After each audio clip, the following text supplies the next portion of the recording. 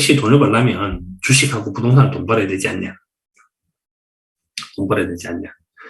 아니다. 이게 채권을 알면 타이밍이 보인다. 근데 이렇게 이제 써놓고 이 중에서 예측 가능성이 제일 높은 게 채권이라고 제가 좀 전에 얘기를 했는데, 채권이 어디 있는가 하면 여기 있고, 채권 다음은 부동산이 좋아지고요. 채권의 반대쪽에는 이런 상품들이 존재해요. 이렇게 이제 움직이는데, 특히 부동산이 요거랑 이제 바로 같이 가는데, 이게 뭐라고 하는가 하면, 여기 부동산에서 중요한 것이 단기적으로 금리 수준이라고 써놨잖아요. 써놨는데, 최근에 이제 우리나라에서 빈부격차가 되게 많이 갈라지게 되는데 가장 크게 기여한 게 부동산이라고 하는 시장이었는데, 딱 보시면 2008년도가 미국 채권이죠. 채권 다음에 부동산이고, 부동산 다음은 주식이잖아요. 순서가 채권, 부동산, 주식이잖아요. 채권, 부동산, 주식이잖아요. 근데 2014년, 2015년도 아시아 채권의 시절이었거든요.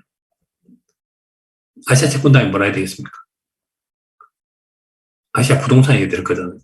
그래서 제가 2015년, 2016년도부터 온 동네를 돌아다니면서 부동산 사야 된다, 부동산 사야 된다, 부동산 사야 된다 노래를 불렀죠.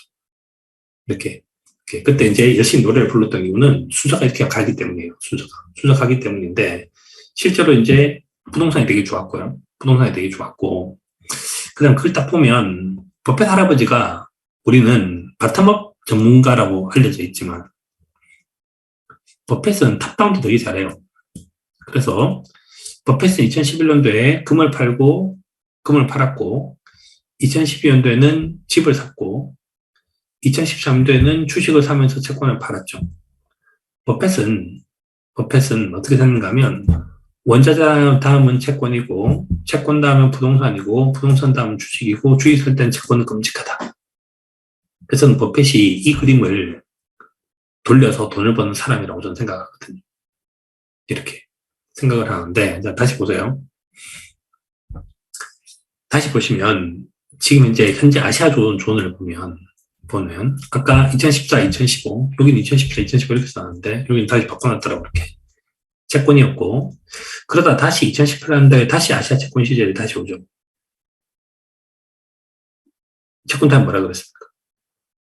그거라 그러잖아. 2019년도. 그래서 제가 또 2019년도에도, 야, 다시 부동산 시장이 좋아질 건가 보다. 사야 된다. 이런 얘기 했고, 2010년도 여기 있잖아요.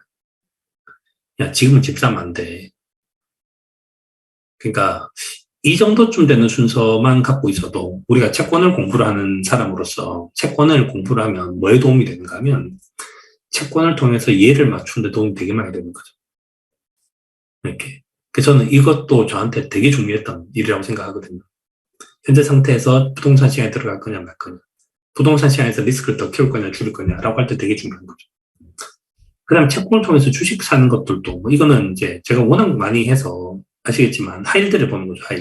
하이힐드를 보는 거라서 주식과 관련되어 있는 분포 중에 하나가 뭐 있는가 하면 장단기 금리 차가 있고 하나가 신용 스프레드가 있어서 제가 이 신용 스프레드를 갖고 주식 투자하는 것에 대한 얘기를 되게 많이 했죠.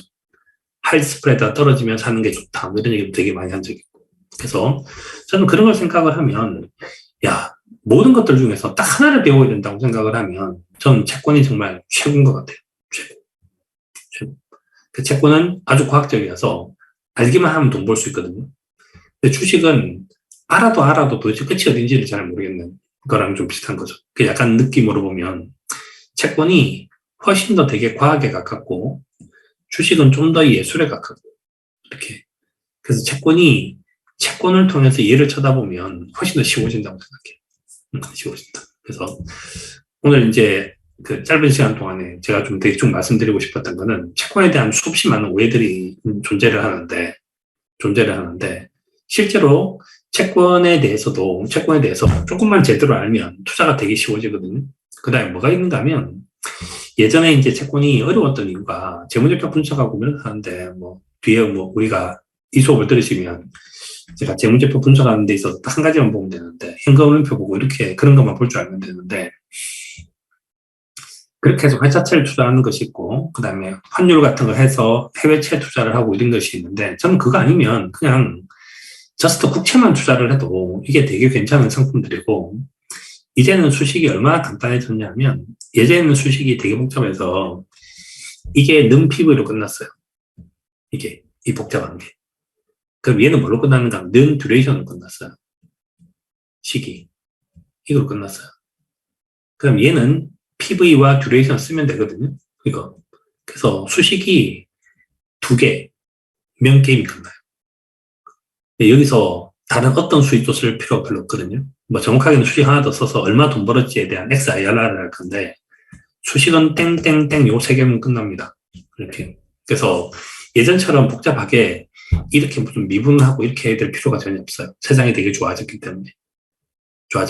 그래서 컴퓨터 시스템이 훨씬 더 좋아지고 소프트웨어가 훨씬 더 나아졌기 때문에 채권은 뭐만 하면 되는가 하면 야 요즘에 앞으로 경기 올라갈 것 같아? 야 요즘 물가 올라갈 것 같아? 야 요즘 정치금리 올라갈 것 같아? 야 요즘 어느 채권이 더 싸? 이것만 하면 게임이 거의 끝나요. 복잡할 것이 별로 없이. 이렇게. 그래서 그렇게 한번 해보시면 전 채권이 되게 재밌는 공부가 되지 않을까라는 생각이 듭니다.